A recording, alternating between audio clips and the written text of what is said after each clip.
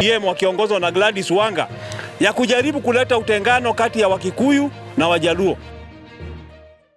Karibu sana mpenzi mtazamaji kwenye Kenya News Live TV. Jina langu ni Washington Mwange. One time. Okay, iko sawa? Na mvua imeanza. Tuendelee na taongea Kwa jina naitwa Simon Sangale Ole Nasieku, katibu wa chama cha DCP katika kaunti ya Nakuru.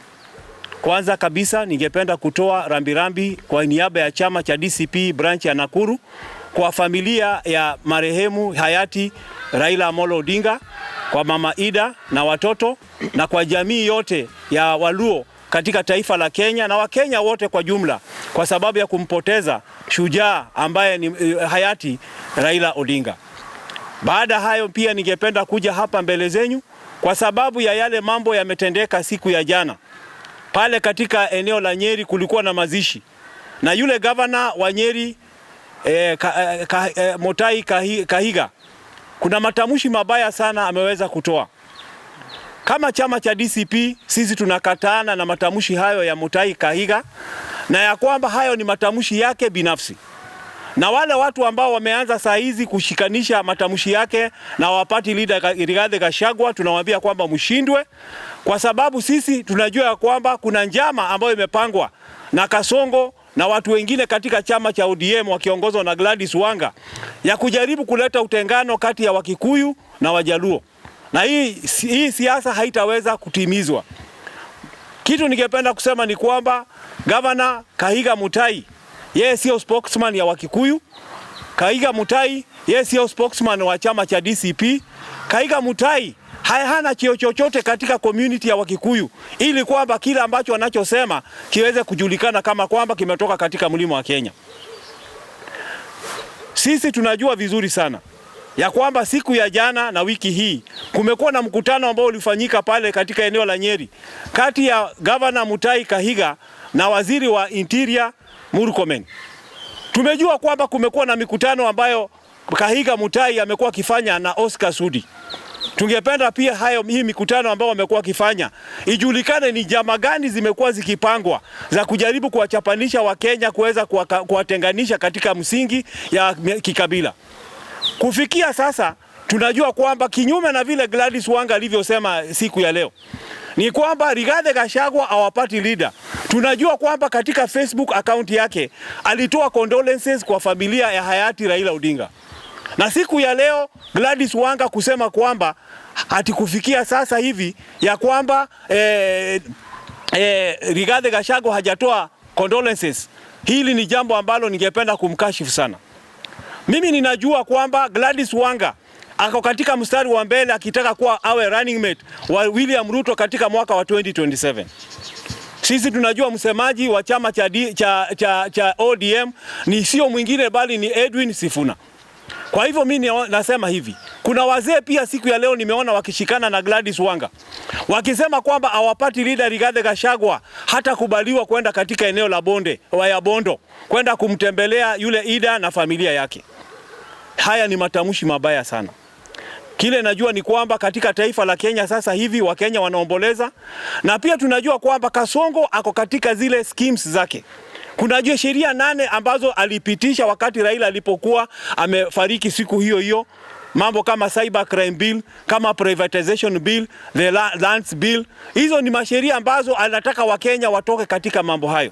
Pia kwa nini inakuwa kwamba wale ambao walikuwa wa kwanza kueneza maneno ya Kahiga katika mitandao zote ilikuwa ni wale bloggers wa serikali? Inamaanisha kwamba hii ni kitu ambayo ilikuwa imepangwa kati ya Governor Kahiga na wale ambao ni state machinery, watu ambao wangependa kuharibu jina la Rigathi Gachagua. Tafadhali wa Kenya, haiwezi kuwa wakati wote ambapo hata mama akikosa kupata mimba mnasema Rigathi Gachagua. Iwezi kuwa wakati mwingine hata kama ni huko mwanaume amekosa nguvu za kiume mnasema Rigathi Gachagua. Rigathi Gachagua hawezi kuwa ndio ile ndarama ya kupigwa na kila mtu akitafuta makosa yote. Sisi kama viongozi wa DCP hapa tukiongozwa pia na chairman wetu hapa Simba na wale ambao wako hapa na mwakilishi wa aspirant katika kaunti ya Nakuru, na Gen Z hapa, dada ambaye anawakilisha Gen Z na wale wa viongozi wako hapa, tunasema kwamba usijaribu kugusa Rigathi Gachagua. Kahiga is not a spokesman wa Rigathi Gachagua. Kuna watu wanasema kwa nini Rigathi Gachagua hajaongea? He never sent anybody to talk on his behalf. Why should he respond? He has already sent his condolences. Na tunajua kwamba kuna communication wako na Ida pamoja na Rigathi wamekuwa kiongea, na siku ile ataenda kutembea kule Bondo kuwekelea maua katika ile kaburi hayati Raila Amolo Odinga. Who will stop him? Kwa hivyo tafadhali Kasongo, I know you are very desperate kwa sababu naona kwamba ile life support yako ilikuwa ile ICU life support system yako ni kama kwamba imeondoka. Saa hizi usijaribu kuenda kuingilia Rigathi Gachagua wewe kama William Ruto.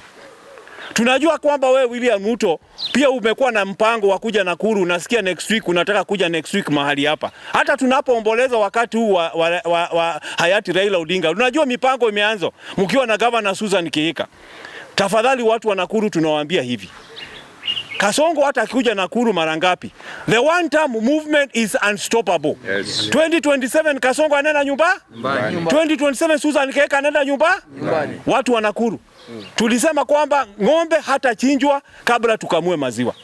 Watu wa Nakuru tulisema kwamba ndovu hata zikwa ikiwa tujatoa pembe. Wiki ijayo wakati ambapo Kasongo anakuja Nakuru akutane na opinion leaders hapa katika State Lodge ya Nakuru, tafadhali kila mmoja wenyu hakikisha ametoka na shilingi 10,000. Shilingi 2,000 ni ya kwa sitting allowance. 2,000 ni ya kuweza kupiga makofi. 2,000 ni ya kuonesha meno kama kuna kicheko kama jambo lingine. 2,000 ni ya kila mama kupiga ile ngemi. Na 2,000 ni ya kuweza kurudi mjini kama transport. Kwa hivyo 10,000 muhakikisha mmepatiwa na Kasongo, kwa sababu Susan amesema kwamba atatumia 10 million next week wakiwa na Kasongo kuhakikisha kwamba amekuja mjini Nakuru, na hata wana heshima, wanaona wakati wa Kenya wanaomboleza, hawa wanakuja katika campaign zao za 2027. Tafadhali Susan, nakuambia hivi, wewe wakati tunaomboleza you could have been the first person suspend mambo yako yote kama vile Rigiji suspend mambo yake yote, lakini mnaanza siasa sasa hapa katika kaunti ya Nakuru.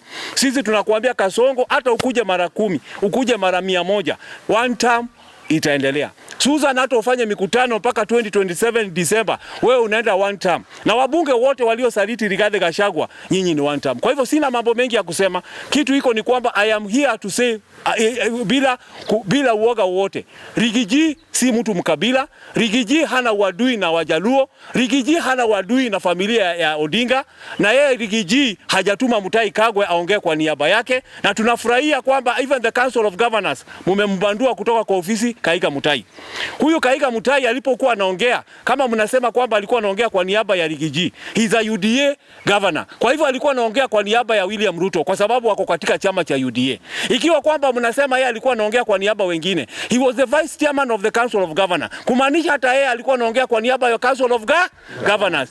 Kwa hivyo sisi kama watu wa DCP Nakuru County tutasimama imara na Rigathi Gachagua, na tunasema kwamba one term is unstoppable, kwamba Rigiji is now officially, tunajua kwamba is now officially the leader of opposition, lakini ni jambo ambalo ni kwa huzunisha kwa sababu hakuna mtu alikuwa anatakia hayati Raila Odinga akufe. Nobody wanted him to die. Tulikuwa tunamtakia maisha marefu aweze kuishi, lakini kwa sababu mambo imefanyika kulingana na mapenzi ya Mungu, tunasema kwamba wale wanaongea waongee kwa niaba zao wenyewe, lakini wasiseme kwamba ni Rigathi Gachagua. Sisi kama chama cha DCP tunasema kwamba we are behind Rigathi Gachagua 100%. 2027 tutahakikisha governor ni DCP, senator ni DCP, members of parliament DCP, women rep DCP, wabunge DCP, kuhakikisha kwamba in the next government tutakuwa na chama ambacho ile alikuwa anapigania ya human rights, ya mambo ya democracy, tutahakikisha kwamba imetimizwa katika mwaka wa 2027 tukiongozwa na Rigathi Gachagua. Asante. Subscribe,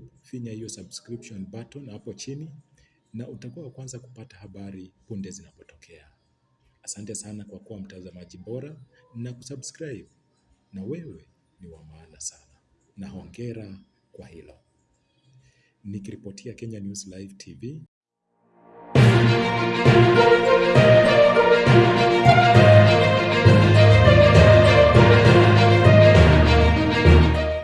Jina langu ni Washington Mwangi.